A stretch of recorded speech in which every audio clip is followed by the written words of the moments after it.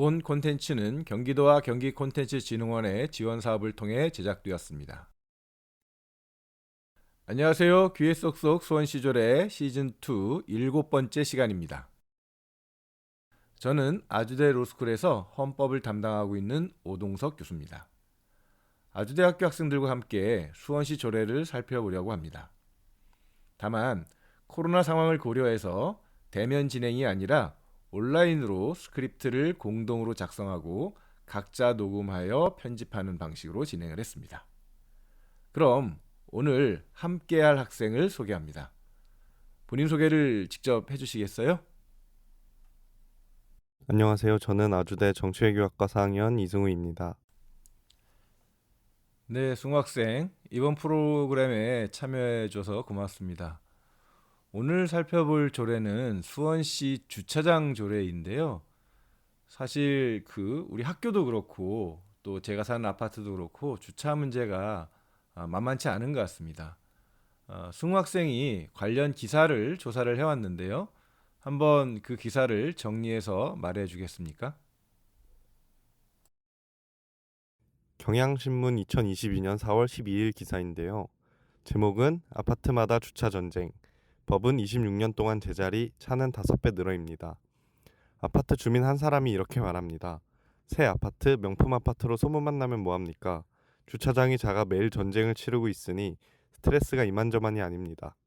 아파트 자재나 설계가 중요한 게 아니고 현실에 맞는 주차장을 확보할 수는 없는 건가요? 이분은 넓은 지하 주차장을 몇 차례 빙빙 돌며 헤맸지만 결국 주차할 곳을 찾지 못했습니다. 결국 주차장을 빠져나가 상가 도로변에 불법 주차를 했다고 합니다. 문제는 가구당 자동차 보유 대수는 늘어나는 반면 주차장으로 확보하는 공간은 이를 따라가지 못하고 있기 때문에 생기는 일입니다. 건설업체들은 법적으로 충족해야 할 최소한의 주차장만 확충할 뿐 현실적으로 입주민들에게 필요한 주차 편의는 제공하지 않기 때문입니다. 네, 고맙습니다. 저도 좀 이제 알아봤더니 정부의 주차장 설치 기준은 1996년에 가구당 평균 주차 대수 한 대 이상, 가구당 전용 면적이 60제곱미터 이하인 경우에는 0.7대 이상으로 이렇게 개정이 되었다고 해요. 근데 그 이후에 지금까지도 그게 그대로 바뀌지 않고 유지가 되고 있다라고 하는 거죠. 벌써 한 26, 7년이 되었다라고 한다면 한 세대가 이제 바뀌었을 그런 시간인데 그렇다고 한다면 뭔가 그 기준이라든가 이런 것들이 다 달라졌을 텐데 그것이 그냥 그대로 유지가 되고 있는 거죠. 그러니까 주차장 기준은 20, 한 6, 7년, 뭐 30년 가까이 제자리인데 반해서 자동차 수는 엄청나게 많이 늘은 거죠. 그러니까 한 가구에 한 대 있기도 쉽지 않았던 그런 자동차 대수가 오늘날에 있어서는 어떻게 보면 한 가구에 두 대가 되는 경우도 상당히 이제 많기 때문인 거죠. 그래서 2021년 말 국내의 자동차 등록 대수는 총 2,491만 1,101대라고 합니다.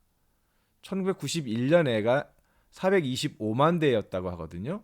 그러니까 5배 정도가 거의 이제 30년 그죠? 30년 동안 이제 증가한 거죠. 5배로 늘은 거죠. 30년 동안. 그래서 지금은 인구 2.07명당, 그러니까 인구 두 사람당 한 명이 자동차 한 대를 보유하고 있는 셈이라고 합니다. 상황이 이렇다 보니까 건설 업체에서 주차장 면수를 확대하는 것은 한계가 있을 수밖에 없고 그거를 법으로 이렇게 강제하는 것도 당연히 불가능한 일을 요구하는 것처럼 이렇게 된 것이 현실인 거죠. 그러다 보니까 지방자치단체에서도 주차난을 이제 고려는 하고 있기는 하지만 그 공동주택, 뭐 아파트 같은 경우에 이제 허가를 하는 과정에서도 주차 면수를 최대한 확보를 해라 하는 정도로 유도하는 게 전부인 거지. 거기에다가 반드시 주차장을 설치하도록 이렇게 강제할 수는 없는 것이 현실이라는 거죠.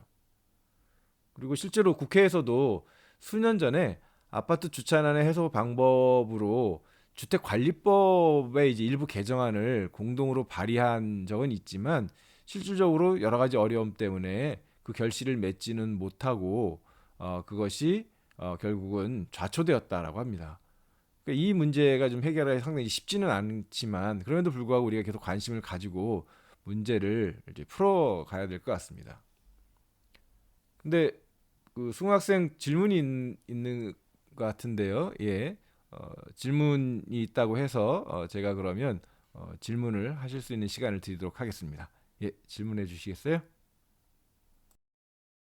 조례는 지방자치단체가 법령의 범위 안에서 지방의회의 의결을 쳐 그 지방의 사무에 관하여 제정하는 법이라고 하는데요. 법률과 조례를 나눈 이유가 궁금합니다. 지방자치단체마다 특성을 반영하여 조금 더 유연한 입법과 적용이 가능하게 만들기 위함인 것일까요? 그리고 법률에서 다루지 못하는 세세한 부분까지 적용하기 위해서인 것인가요? 그렇다면 위에서 말한 아파트 주차장에는 도로교통법 또는 주차장법의 적용이 어렵다고 들었는데 조례는 적용이 가능한 것인지도 궁금합니다. 아주 좋은 질문을 많이 해줬는데요. 하나씩 살펴보도록 하겠습니다. 법률과 다른 조례를 제정하게 한 것은 승우 학생 말처럼 지방자치단체가 그 특수성에 따라서 그 지방자치단체에만 필요한 법을 제정하고 적용하게 하려고 한 것 때문입니다. 법률에서 개별 지방자치단체의 구체적 사정까지 고려하기가 쉽지 않기 때문에 조례를 통해서 세세한 규정을 하도록 하는 거죠. 다만 법치주의라고 하는 것이 국회에서 제정한 법률을 중심으로 하고 있거든요.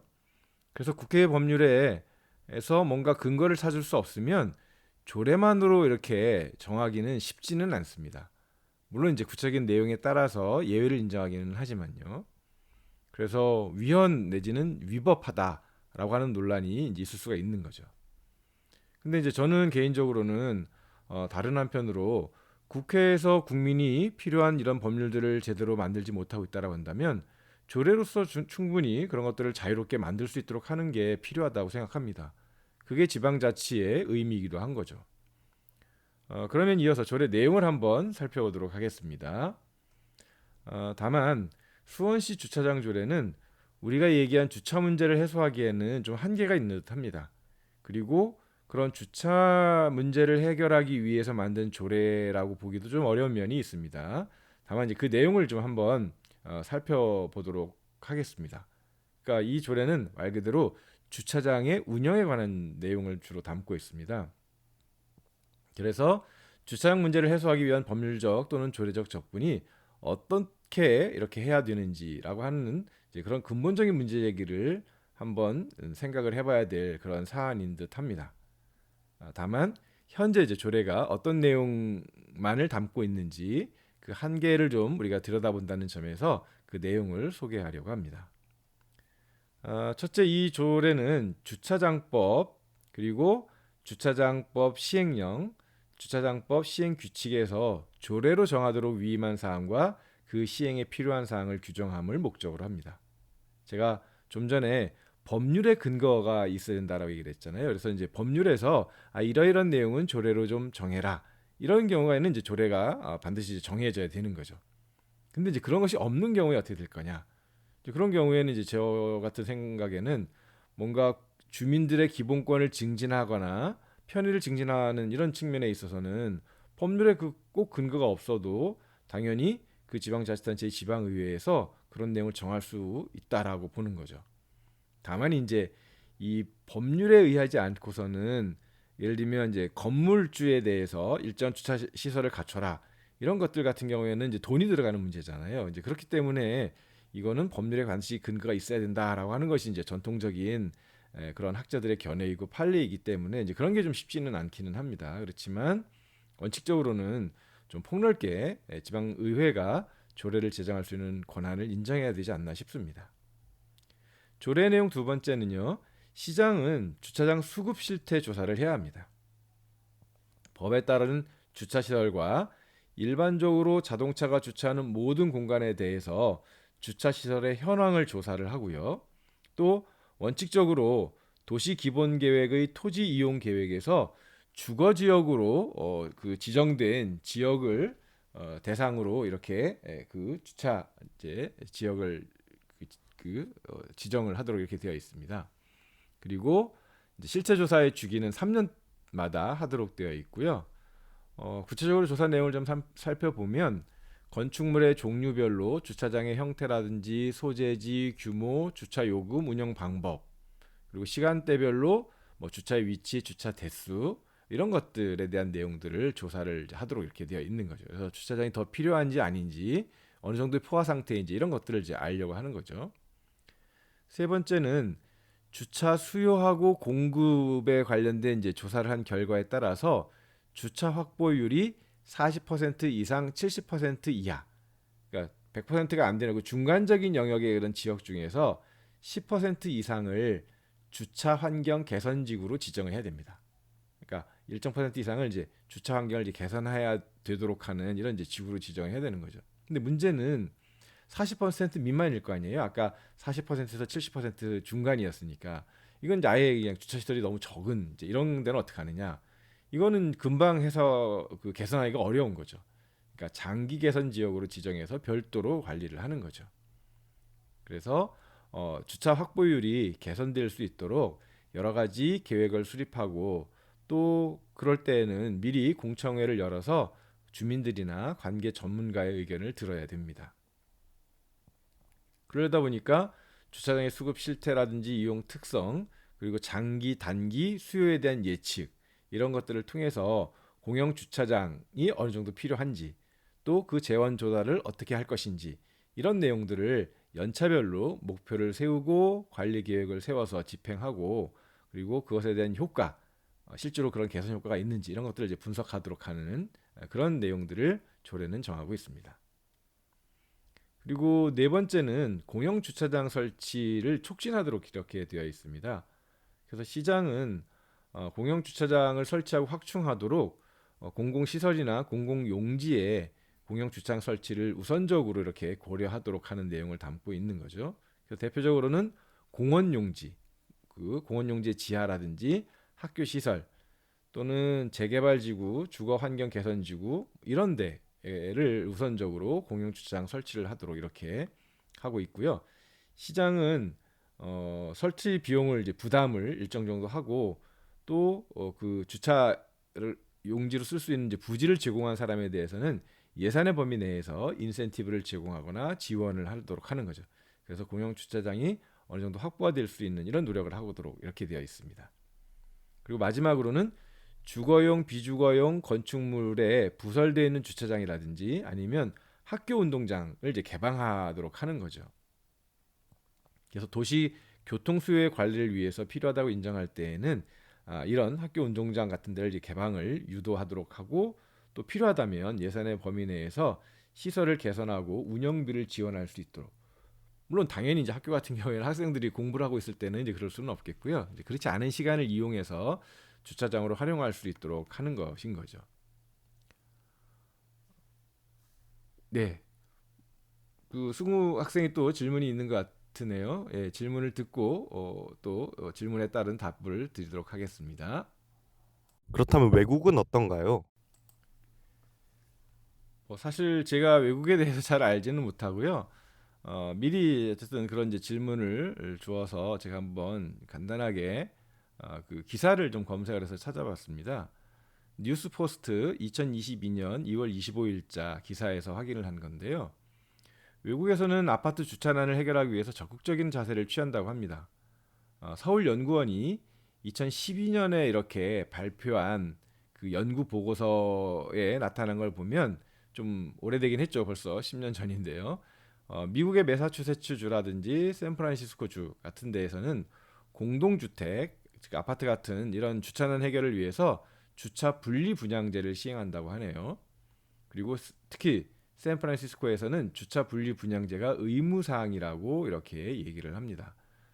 주차 분리 분양제는 주차 공간과 주택을 분리해서 분양 또는 임대하는 방식을 의미합니다. 현재의 분양제도에서는 아파트나 상업시설 임대 또는 분양할 때 주차 공간도 건물과 같이 묶어서 거래를 하는 건데요. 이건 이제 그렇지 않은 것이 아닌 거고 분리를 시키는 거죠. 그래서 지금의 경우에선 주차 공간에 대한 비용이 임대료나 분양가에 포함되어 있는 거죠. 그러니까 임대를 한 임차인들에게 이렇게 부과되는 경우들도 이제 있을 수가 있기 때문에 아예 이제 분리를 해서 별도로 이제 관리를 하도록 이렇게 하고 있다는 겁니다. 그렇게 되니까 결국 이제 가구당 주차 공간이 감소하는 이런 효과가 나타나서 주차 공간의 문제를 어느 정도 해결할 수 있다라고 합니다. 일본 같은 경우에는 법적 시스템을 마련했다라고 하는데요. 국내에서는 이제 2007년부터 좀 됐네요. 제주도에서 차고지 증명제를 이제 시행하는 건데요. 일본은 1962년부터 한참 됐네요. 이러한 제도를 시작했다고 합니다. 그러니까 차량을 등록할 때 집 또는 사무실로부터 2km 이내에 주차장이 있다는 사실을 입증해야지만 차량 등록을 받아주는 거죠. 그래서 만약에 이 주차할 수 있는 공간을 확보하지 못하면 경찰로부터 운영 정지 명령을 받을 수도 있고 명령을 어기면 징역형이나 벌금형에 처해진다라고 합니다. 그래서 상대적으로 일본의 경우에는 이런 차고지 증명제가 오래전부터 정착이 되어서 주차난이 양호하다라고 이렇게 알려져 있습니다. 실제로 일본 여행을 하다 보면 상당히 다양한 공영 주차장도 많고 또 아주 작은 집에도 이렇게 주차를 할 수 있는 공간들 그리고 사실 그것 때문인지 몰라도 실질적으로 이제 차량도 되게 소형차가 많은 것도 아마 연결되어 있지 않나 이렇게 생각을 합니다. 한국의 경우에는 국민권익위원회에서 지방자치단체별 법정 주차 대수가 0.5에서 1대 정도 수준인 이런 것과 이제 관련해서 관련 이제 법 규정들을 모두 개정해야 된다라고 제시를 했습니다. 우리 아까 초반에 살펴본 대로 시간이 한참 흐르는데도 불구하고 기준이 안 바뀌었기 때문에 이제 그런 거죠. 그래서 뭐 일본과 같이 이제 가구가 이제 뭐 모든 그 차량에 대해서는 아니지만 이제 가구당 2대 이상인 경우에는 신규 차량을 구매할 때는 이제 차고지 증명제를 순차적으로 점차적으로 이렇게 도입을 한다라든지 하는 이제 이런 제도들을 이제 제안을 국민권익위원회에서 했습니다. 사실 사회가 복잡해질수록 이 법이라고 하는 것이 체계적이면서도 비교적 상세한 이런 이제 규율들이 필요합니다. 그리고 그거는 뭔가 뭐 무조건적인 이제 규제라기보다는 구체적인 약속, 함께 그 살아가기 위한 약속이라고 하는 점에 있어서 이런 부분들은 결국은 다른 사람과의 관계 등등을 고려할 때는 반드시 좀 해결을 해야 될 문제일 거라고 생각합니다. 물론 이제 쉽게는 안 되겠지만 장기적인 관점에서 접근을 해나가야 될 것 같고요. 그런 의미에서 보면 지방자치단체별로 좀 특수성을 고려해서 조례에 대해서 좀 더 자율적인 권한을 많이 인정하는 것이 필요하지 않을까 싶습니다. 네, 오늘도 이제 마무리할 시간이 벌써 됐네요. 주차장 문제에 대한 조례를 살펴보았습니다. 주차장만 많이 만든다고 또 이게 해결될 문제는 아닌 거죠. 뭔가 자동차 내 생산과 사용에 대한 이제 규제도 어느 정도 필요하지 않을까 싶습니다. 특히 기후 위기와도 또 밀접한 연관성이 있기 때문에 더더욱이 그럴 것 같습니다. 다만 이제 사회적 합의를 어떻게 이뤄낼 것인가라고 하는 것이 큰 과제일 거이고요. 어쨌든 지속적으로 함께 머리를 맞대고 고민해야 될 문제가 아닌가 싶습니다. 네, 오늘도 방송 들으시고 궁금한 점이나 더 설명이 필요한 점이 있으시면 이메일을 주시기 바랍니다. 예, 오늘 질문도 하고 하는 많이 수고한 승우 학생도 인사 부탁드리겠습니다. 라디오 방송을 통해 청취자 여러분을 만나서 반가웠습니다. 저는 아주대 학생 이승우입니다. 고맙습니다. 네, 청취자 여러분, 방송 들어주셔서 감사합니다. 건강하게 잘 지내시고 다음 회차에 다시 만나겠습니다. 고맙습니다.